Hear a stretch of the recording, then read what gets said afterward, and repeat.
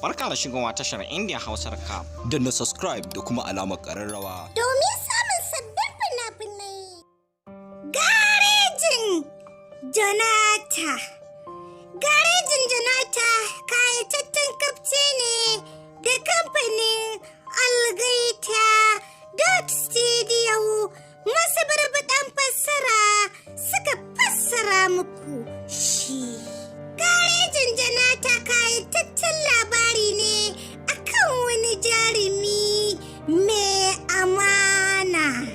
Wata rana sai zaman banza ya ishi gogon naka, maza ya garzaya zuwa wani kauye don neman aikin yi.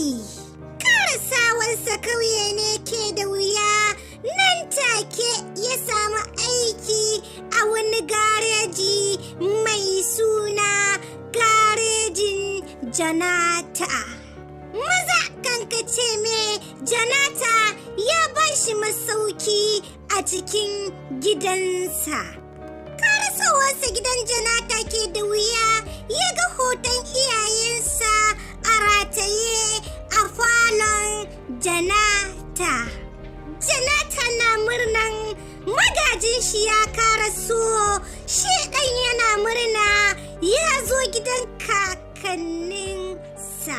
Jonata basarake ne a ƙauyensu, amma lokaci ya cin masa ya tsufa. Kwatsam magajin jonata ya ɗaura daga inda jonata ya tsaya wajen gani ya kyautatawa mutanen ƙauyensu. Da ka taɓa mutanen ƙauyen nasu, magajin jonata sai shi ka. Tabbas wannan kafce na kunshe da cakwakiyoyi fin wanda na furta a baya. Kai dai nemi naka kayataccen kafce na fim ɗin garejin jonata.